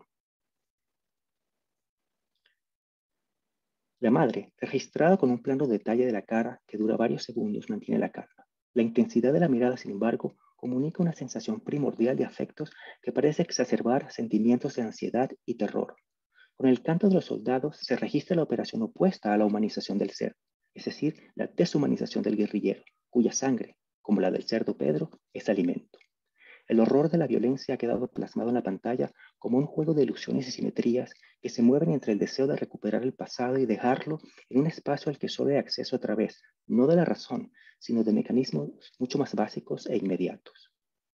La perspectiva infantil y la superposición de realidad y ficción son evidentes en el uso recurrente de diversos medios expresivos. El cómic, la imagen de archivo, la fotografía, el dibujo, entre otros. El efecto acumulativo de esta táctica de collage presenta las voces de los personajes juxtapuestas a la de la narradora, confundiendo lo que es imaginado y lo que es vivido. La mezcla de múltiples realidades, la de la niña, la de Teo y la de sus padres, están en constante tensión, una tensión que nunca se resuelve, incluso cuando la niña no narra los eventos presentados. Esta dinámica de disonancias y conflictos ontológicos no resueltos se arma como un juego entre fantasía y realidad, hecha posible a partir de la mirada infantil. Es así como la película revela poco de la vida de Rondón, pero mucho del entorno ferozmente opresivo de la guerrilla venezolana. La reconstrucción fantástica de este periodo desafía la historia oficial que lo ha cubierto con un manto de invisibilidad. Paradójicamente, la niña que busca hacerse invisible ofrece un haz de luz que descubre, si bien parcialmente, una cara de la identidad civil y política del país.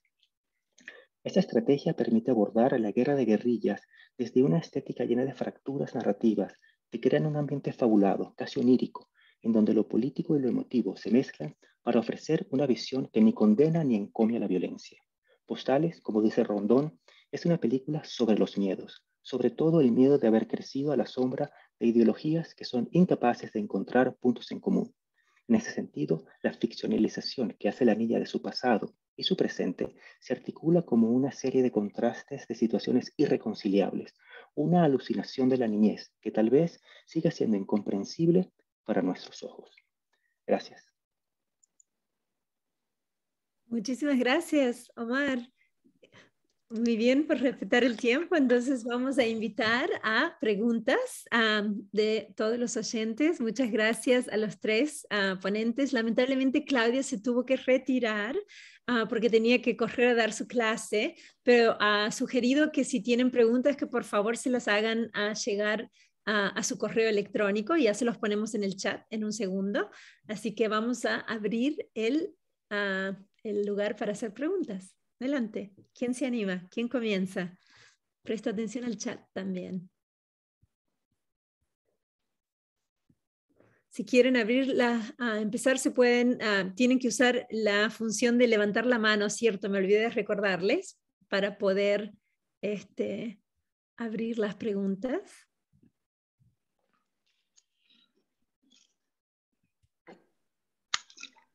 Sí, perdón, Argelia, adelante, sí, te voy viendo bien. Por favor. Gracias, y gracias a los tres. Gracias a los tres. Mi pregunta, bueno, no es pregunta, es más que nada un comentario a Tatiana primero. Parece que hay ahorita una gran producción de literatura relacionada sobre la cuestión del feminicidio, pero también vemos, por ejemplo, en el cine también ahorita parece que en México se menciona, se señala que hay un nuevo género, que es el de las personas desaparecidas, y en este nuevo género de personas, de los desaparecidos, las desaparecidas, también entra la cuestión del feminicidio. Esto también se da en otros países, porque en México parece que la producción ahorita es desde ficción y desde documental, y yo sé que manejas también algo de cine. También ves esta tendencia en Argentina, en Chile. Bueno, gracias por la pregunta. No sé si voy a ser capaz de responderla porque en realidad tampoco soy especialista en Cono Sur, pero sí he estado mirando últimamente qué es lo que se produce. Por supuesto que todo lo que es generación hijos, que trabaja memoria y problemáticas de posmemoria, ha ahondado profundamente tanto desde la narrativa como desde el cine en estos aspectos. Yo por mis intereses, lo que iba buscando era este registro de cómo se insertan ciertos testimonios o ciertas narrativas del yo en algunos textos de ficción que tiene que ver justamente con los desaparecidos, y con los desaparecidos tal vez, pero también con personas en situación de migrantes, en el caso de migrantes forzados, ¿no? Entonces mi lectura empezó como por ahí, en cuanto a qué interesante el trabajo que hizo, por ejemplo, Antonio Ortuño o Emiliano Monge con Tierras Arrasadas, Antonio Ortuño con Fila India, que trabaja justamente con la recuperación de testimonios de sobrevivientes o con archivo periodístico de migrantes en situación de trata de personas o o en situaciones de desaparición forzada, ¿no? Entonces, por ahí venía como mi inquietud, otro texto fundamental para este trabajo que desde el cine Jaula de Oro, que me parece que vos bien trabajaste también, y la novela de, no recuerdo si es Hernández, Amarás a Dios sobre todas las cosas, ¿no? Ese entramado de cómo se incorporan voces sin necesariamente usar justamente cómo se ingresan las voces de los otros, el decires de los otros, en ese acoplamiento en el texto. Y un texto emblemático, digamos, para pensar las técnicas estas, un texto desapropiativo, es sin duda Antígona González de Saura Uribe, que ella trabaja absolutamente todo el texto, el monólogo de esta Antígona que busca a su hermano desaparecido a partir de las citas que aparecen en blog y en sitios de internet y asociaciones de movilización de ciudadanos en busca de desaparecidos, ¿no? Entonces por ahí venía como mi inquietud de lo que venía leyendo, y me encuentro, por supuesto, con el texto de Selva Almada y ahora con el de Cristina Rivera Garza, que seguramente mañana le podremos preguntar. Yo no quise abordarlo desde un punto de vista de análisis, me parece que es un texto que primero que nada, hoy por hoy hay que leerlo y entregarse a él. Por supuesto, es fuerte, es maravilloso, pero es altamente poético también. Entonces, bueno, eso. Muchas gracias, Tatiana. ¿Alguna otra pregunta? Sí, Andrés Andrés, tenía por una. favor. Sí, gracias. Andrés, adelante. Y Kelita después. Adelante. Gracias, Tatiana y Omar. Muy interesantes las ponencias, ambas, y también la de, por supuesto, la de Claudia. Pero quería, como siguiendo un poco en la línea que propone Argelia, ¿cierto? Y Tatiana, sobre este género que tú mencionaste, bueno, que no sé si se puede llamar género. Cuando tú hablas de necroescritura o necroliteratura, ¿cierto? Em, Me gustaría como que ampliaras un poquito más eso, si este es un concepto de Cristina Rivera Garza, Sí, perdón, absolutamente. y si lo podemos pensar quizás, bueno, se me ocurre que, o sea, que digamos, esa necesidad de darle una voz, ¿cierto? A las víctimas o a los desaparecidos o desaparecidas es crucial. Sin embargo, yo no sé si tú conoces el término en la literatura colombiana sobre sicarios, se llama sicaresca, jugando con el Ujú, picaresca, ujú. sicaresca, Sí, que sí. se vuelve casi como un género sobre literatura de sicarios que fue muy, muy famosa, digamos, en los 80, 90, y se vuelve como un lugar común, casi que contrario a darle una voz, más bien lo que se buscaría o lo que se le critica un poco a este género, si se puede llamar así, es como lo contrario, es más bien, en vez de darle una voz a la víctima, es como crear un personaje o un tipo de registro donde, así como la llamada narcoliteratura, ¿cierto? Es completamente lo contrario. Entonces, mi pregunta o digamos es si este concepto de necroescritura o necroliteratura apunta precisamente a criticar o a darle más bien una voz a las víctimas, a los que no pueden hablar, a los que desaparecieron, a los que asesinaron, o si podrías ampliar un poquito más como este concepto de Cristina Rivera Garza, Tatiana, y muchas gracias.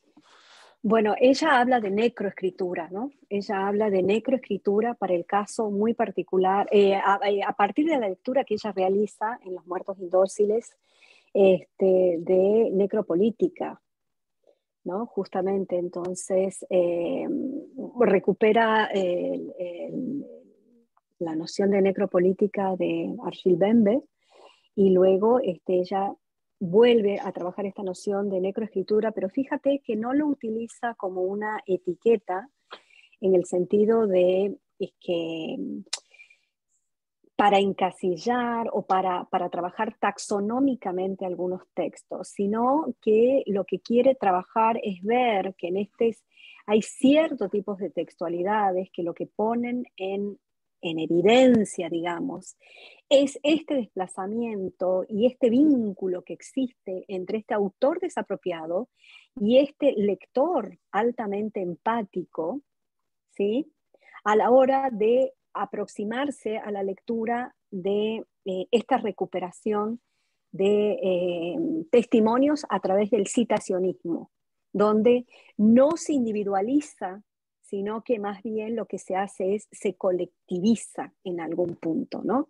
Entonces, creo que me parece que es una etiqueta o una noción que habría que trabajarla con muchísimo cuidado para no caer en la banalización y trabajarla, por ejemplo, en Argentina, por lo que yo he visto en cuanto a la crítica, de lo que yo he leído en cuanto a la crítica y cómo se ha abordado el texto de Selva Almada, incluso el de Belén López Peiró, en ningún momento se habla de necroliteratura, me parece, o de necroescritura, ¿no? Entonces, es como que habría que pensar el término de acuerdo a las condiciones de posibilidad desde donde se produce y las condiciones de recepción del texto, ¿no?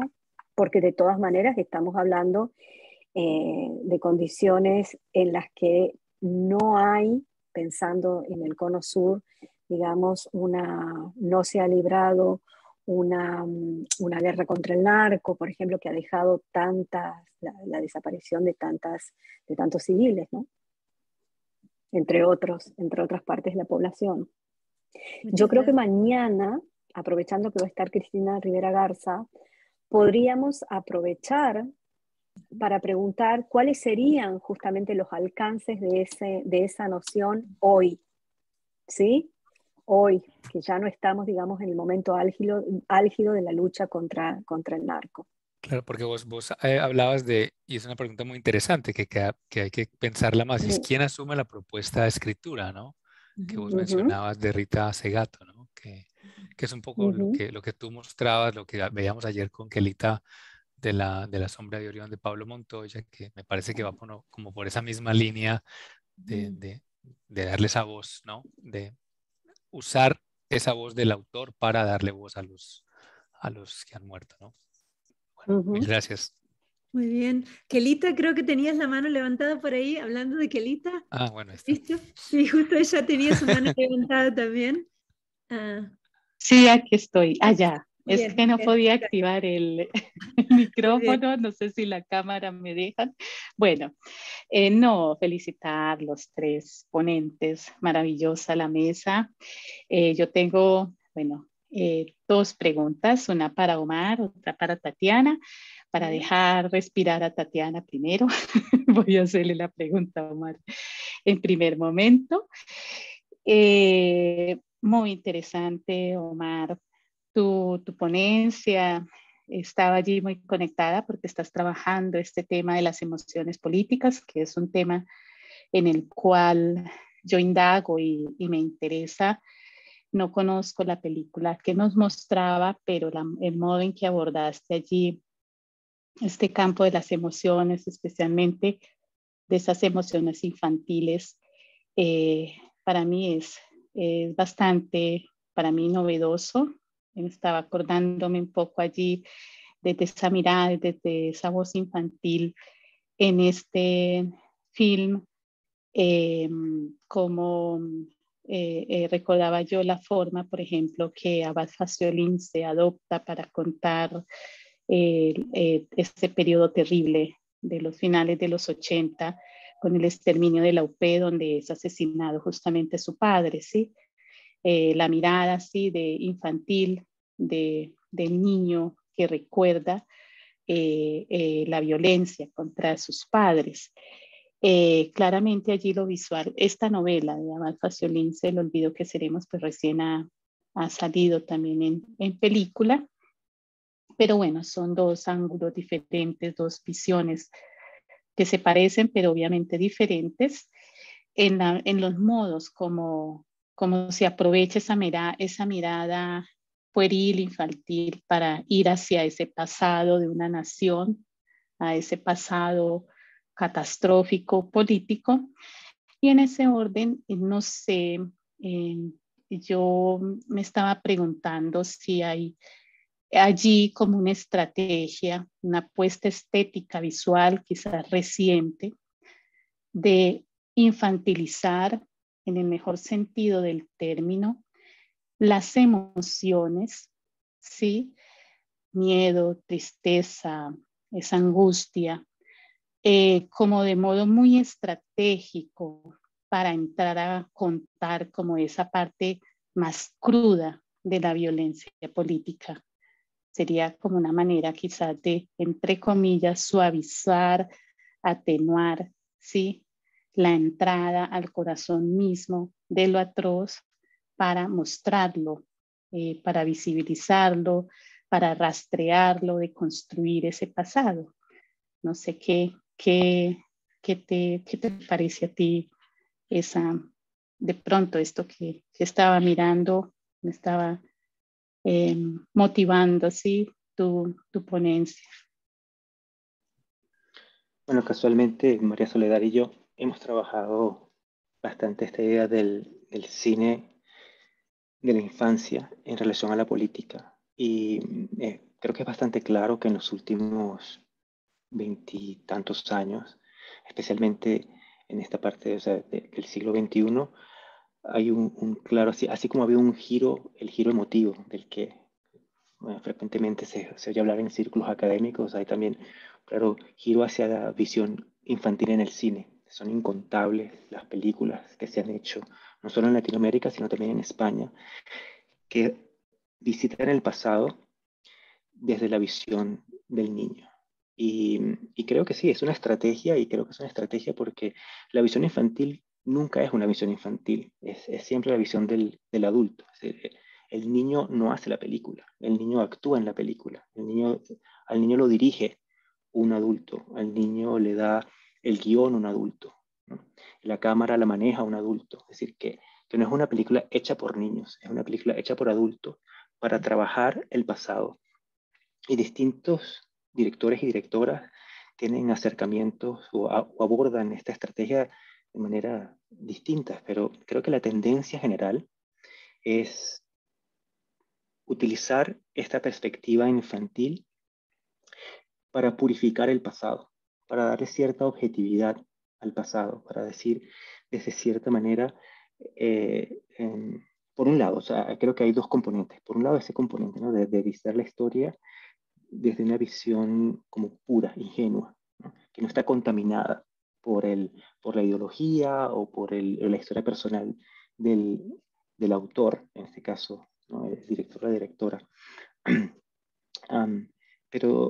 Pero también está la idea de la inocencia, ¿no? Entonces, sí, creo que hay una clara estrategia visual, ¿no?, en trabajar la memoria, y coincide muchas veces, coincide en casi todas estas películas, que es el visitar el pasado traumático, ¿no? El pasado traumático justo después o hacia el final de las dictaduras o al terminar las dictaduras, ¿no? Y es el caso de Mariana Rondón, ¿no? Y aquí el aspecto autobiográfico, que sí, realmente sus padres fueron guerrilleros y su madre la tuvo a ella justo como aparece en la película, el Día de las Madres, y tuvieron que huir, ¿no? Entonces ahí está esa conexión del aspecto de la memoria, pero también de la autoficción, que es el componente autobiográfico, todo trabajando casi que al mismo tiempo, ¿no?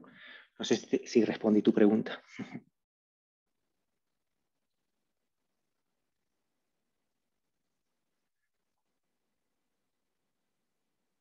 No sé, hasta que vuelva Kelita, y me engancho yo con una pregunta para vos también, Omar. Y no has escuchado mi presentación esta mañana, pero justamente No. sin ponernos de acuerdo, hablábamos de cosas muy similares en cuanto a la estructura disonante que presenta en el caso de tu película y la mía, y la conexión con esa perturbación o fragmentación narrativa y las emociones. Me ha interesado bastante lo que te has referido en cuanto a las emociones sobre Russell, en la diferencia entre la agitación y la valencia. Si puedes elaborar un poquito más, porque sé que era acortada tu ponencia sobre eso, sí, esa distinción conectada a esa idea de lo multisensorial y de la estructura disonante de la película. Bueno, sí, es todo parte de un trabajo un poco más amplio, ¿no? En el que también casualmente estamos colaborando sobre la idea de la emoción, los afectos en diferentes facetas del cine latinoamericano. Y justamente en un congreso de este verano, donde presentamos algo que tenía que ver con las emociones y los afectos, surgió toda una discusión acerca de qué son los afectos, que si es una emoción, que si los afectos se pueden representar, bueno. Y lo cierto es que, al menos en el cine, no lo he trabajado en la literatura y no estoy familiarizado con la perspectiva o los enfoques teóricos en cuanto al texto escrito, pero al menos en el texto visual hay una confusión tremenda, ¿no? Usan afectos, se usa afecto como algo, como sinónimo de emoción y a veces no, ¿no? Entonces yo retrocedí un poco y me fui ¿de dónde viene esto del afecto y la emoción? Y bueno, obviamente viene de la psicología, ¿no? Y este psicólogo Russell, que intenta, ¿no?, como limpiar un poco y crear un poco de orden en el caos, porque no solamente en el ámbito de los estudios fílmicos, también en la psicología la incertidumbre y la ambigüedad es grande. Entonces, él trabaja un poco de decir, bueno, el afecto y la emoción, el afecto es anterior, ¿no? Es una sensación más básica. Y él de una manera muy esquemática y muy en la idea de la ciencia y de la psicología lo pone como un eje. Bueno, hay dos. El eje del placer, si algo me causa placer o no, y el eje de la agitación, ¿no? El arousal, ¿no? Si me mueve si me mueve o no, si me causa la intención, ¿no? de agitarme, de actuar o no. Entonces, ahí está. Claro, esto cuando lo llevamos al cine es simple, ¿no? Es tal vez demasiado simple, pero es operativo, es decir, sirve para crear esta distinción, ¿no? Y lleva a una pregunta mucho más compleja, que fue lo que surgió en ese congreso, es decir, si los afectos pueden ser representados o no. Porque todo viene un poco delimitado por la discusión que hace Deleuze, ¿no? Sobre los afectos, ¿no? Y cuando los afectos entran en el discurso académico cinematográfico, en la mayoría de los casos viene del trabajo de Deleuze, que es filosofía, que tiene todo un capítulo sobre los afectos, ¿no? Y bueno, creo que mirándolos como este estrato primordial más básico a partir del cual se puede construir, formar, registrar o manifestar las emociones, que serían sensaciones mucho más complejas, ¿no? que estarían operadas también por la historia personal, por el aspecto lingüístico. Es decir, uno tiene que tener una cierta historia personal para poder identificar que algo es, que lo que siente es ira, ¿no? O tristeza, ¿no? Tiene que haber alguna referencia. Entonces está mucho más social, es mucho más social la emoción que el afecto. Entonces, allí, no sé si he respondido a tu pregunta, ¿no? Sí, Pero el sí. afecto sería mucho más básico, es menos social, es más instintivo, no necesariamente es una respuesta a algo, una reacción a algo. Y entonces allí creo que es perfectamente representable en el cine. Perfectamente, una mirada. Una ¿no? mirada. Una mirada, ¿no? Se puede interpretar desde el punto de vista del crítico como un afecto, ¿no? Y después ver cómo esa mirada nos lleva a tal vez a una emoción, que ya entonces sí implica un componente social y político. Muy bien, perfecto. Creo que Kelita tenía también otra pregunta Sí. Adelante, perdón. A Tatiana, pues así como muy breve. Tatiana, muchas gracias, excelente tu ponencia, qué maravilla. Cuando estabas allí,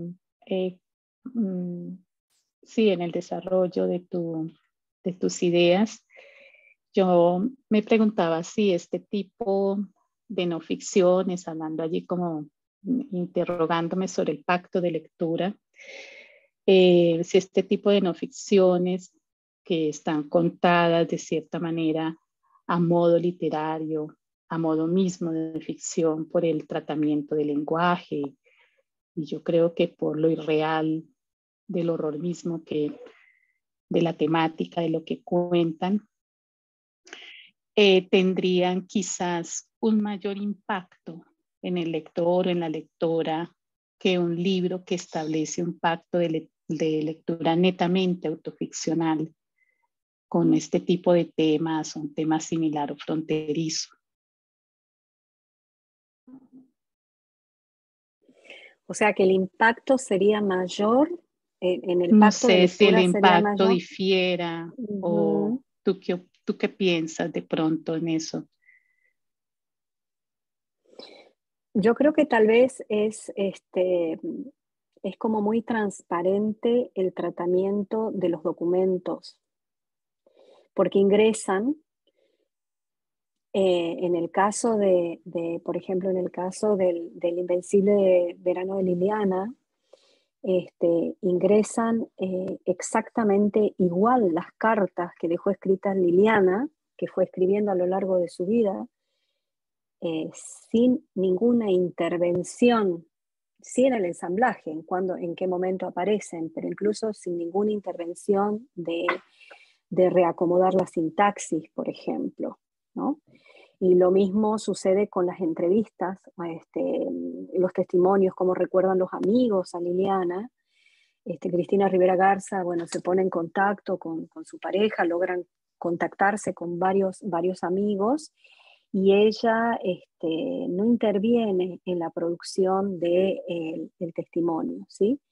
Sí interviene, digamos, en el sentido, y no hay preguntas dirigidas, sino simplemente un quisieras decir algo, un recuerdas algo y nada más. Entonces, en ese sentido, creo que sobre todo en el texto de Cristina Rivera Garza es muy interesante porque yo creo que se radicaliza su propuesta de textos desapropiativos al punto que ella como narradora prácticamente desaparece. Es una narradora marco que aparece en principio mostrando cómo va a ser la búsqueda y la apertura del expediente judicial y luego desaparece, solamente aparece al final, aparece en algunos momentos. Lo que tenemos después es la mirada de todos los otros, y sobre todo la de Liliana misma, ¿sí? Las notas que ella fue tomando en sus servilletas. Liliana era por lo que se ve y por lo que comenta también Cristina Rivera Garza en algunas entrevistas, escribía muchísimo, incluso las cartas que enviaba a sus amigos las transcribía y ella las guardaba. Entonces las cajas de todo este archivo de escritura que abren 30 años después, que acaban de abrir el año pasado, está todo ahí. Simplemente era cuestión de darles una cierta continuidad. Y ahí yo creo que hay muchísimo menos intervención que en el caso de la autoficción. Bueno, aquí no hay autoficción porque sería como una autoficción de Liliana, porque es la Liliana la que habla, digamos, es su propia escritura la que se presenta en el texto. En ese sentido es como muy, muy interesante. Muy bien, Giovanna, veo que tienes la mano levantada. Adelante con tu pregunta.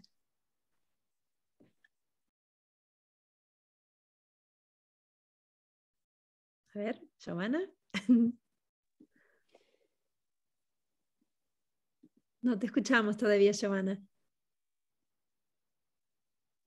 Perdón, estaba... Y ahora sí. Sí, ahora te escuchamos, sí, muy bien. Ya, ahora sí, perdón. No, felicitar las ponencias, muy interesante. Tengo muchas ganas de leer el libro de Cristina, que ha trabajado Tatiana. Es muy... todo esto de la intervención, ¿no? ¿Cuánto está ahí el autor organizando los materiales y qué señales está dando de su participación? No solamente en el hecho de armar y decidir qué coloca primero y qué después. Yo creo que hay una intervención, ¿no? Me parece que es un tema para discutir. Y a Omar quería preguntarle sobre esto de las emociones en el cine. ¿Cómo engarza con toda la tradición del melodrama? No solamente el melodrama americano, ¿no? Ya yo diría que antes de que se hablara del género Chaplin, ¿no? El cine mudo, y en Latinoamérica también. ¿Cómo engarzas esto de las emociones con el trabajo, con la tradición del cine, de la historia del cine, digamos, ¿no? Bueno, justamente ahorita estoy tratando de sacar adelante un proyecto paralelo a eso, que revisite el melodrama desde la posición contemporánea de reevaluar la emoción y su relación con el aspecto político. Yo creo que obviamente hay una conexión en películas como Postales de Leningrado y tantas otras películas. Laura Polanski tiene todo un libro que tal vez muy conocido de todos ustedes, donde específicamente trabaja con películas latinoamericanas, los afectos y la política, ¿no? Todos tienen traen a la colación la idea de la emoción. Ahora, tradicionalmente se considera el melodrama como un género apolítico, ¿no? Porque la emoción está allí como hipérbole, ¿no? como un exceso, ¿no? Si pensamos en los trabajos de Brooks, y el modo melodramático es el modo del exceso, de la hipérbole. Y aunque películas como Postales de Leningrado son, para mí, obviamente películas emotivas, ¿no? que buscan, o sea, escenas como la del cerdo, después como descuartizar al cerdo, ¿no? Hay una reacción de afectos y de emociones, o sea, hay reacciones básicas y también reacciones complejas y socializadas. Yo creo que es la diferencia, ¿no? Si buscamos una diferencia entre la emoción melodramática y la emoción de películas como esta, estaría en que me parece que evitan el exceso, ¿no? Es decir, no están agregando algo que ya existe en la escena, sino que dominan la escena porque producen el significado de la escena. ¿Sí? Nosotros como espectadores estamos absorbiendo todo este universo multisensorial, y es a partir de allí que tenemos alguna aproximación a ese pasado, ¿no? En el caso específico de postales de Leningrado. Es decir, el aspecto emotivo y afectivo nos lleva a un proceso que una vez que salimos del cine, o al menos en mi caso, de reevaluar todo lo que pasó con la guerrilla venezolana. En el caso del melodrama clásico, ¿no? Porque y cuando pienso en melodrama estoy pensando en una telenovela, por ejemplo, ¿no? que hace uso de la estrategia melodramática. Va más en el sentido del efecto, ¿no? No tanto de reflexionar, sino de causar una reacción efectista, ¿no? Como una manipulación del espectador. Y de allí que pienso que el melodrama o la estructura melodramática es tan efectiva en la política, ¿no? O sea, en la política de los políticos, no en la revisión política de los pasados, como en el caso de Postales de Leningrado. Eso es lo que podría decir hasta ahora. Sí, me parece. Linda Williams, por ejemplo, dice que el melodrama es que no habla de melodrama como género, sino de lo melodramático, y que está presente a lo largo de, o sea, en todas las películas, o sea, en películas, en el western, estoy pensando en el cine de género, ¿no? En el western, en las películas de ciencia ficción, de terror, todo el cine está marcado por lo melodramático en el sentido de más básico, que es mover a la emoción, ¿no? Pero lo que pasa es que yo veo que y yo estoy de acuerdo con eso, o sea, es difícil hablar del melodrama como género, y yo lo trabajo también más como un adjetivo, lo melodramático, como una estructura narrativa o una estrategia narrativa, porque el melodrama no es solamente la referencia a la emoción, hay otro universo de elementos que confluyen en lo melodramático, ¿no? Por ejemplo, la división maniqueísta de la realidad, los buenos y los malos, ¿no?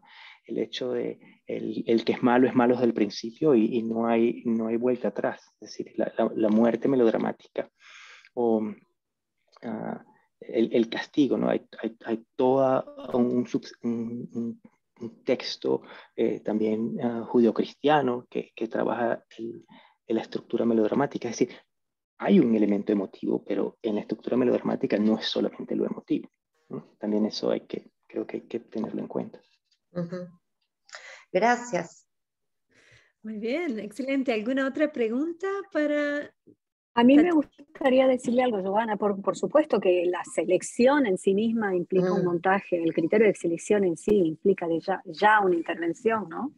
Sí, y sería interesante aunque todo ver lo demás cómo, ¿no? pueda ser como estrategia un simulacro digamos, pero digamos, en el tema de la desapropiación es justamente aprovechar ese citacionismo, pero bueno, claro que hay un montaje, y eso, qué es lo que ingresa y qué no, ya es fundamental.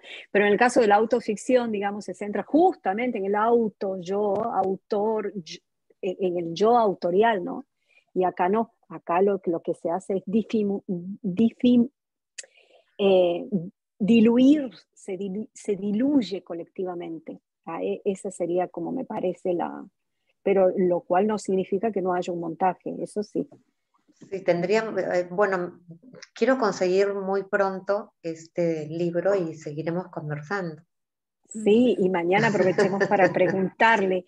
Y acaba de la editorial Mantis, la editorial boliviana Mantis, que ahora está trabajando con la editorial Cuervo, acaba de publicar una edición, acaba de salir hace 1 o 2 semanas, una nueva edición del Invencible Verano de Liliana, la que es la editorial que dirigen Magela Baudouin y Giovanna Rivero, justamente. Así que lo tienes cerca, la tienes en Bolivia, la edición. Estamos acá al lado. Perfecto. ¿Algún otro comentario o preguntas para Tatiana o para Omar?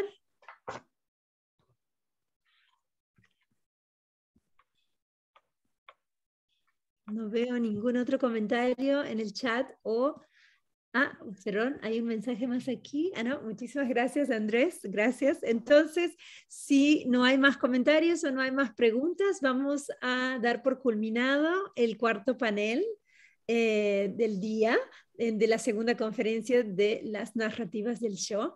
Y los invitamos vamos a hacer un breve corte, una breve pausa, y los invitamos a unirse al próximo panel que va a empezar en aproximadamente unos 8 minutos, creo. Hasta pronto. Muy bien, muchas gracias. Gracias a todos. Gracias por las preguntas. Gracias. Muchísimas gracias.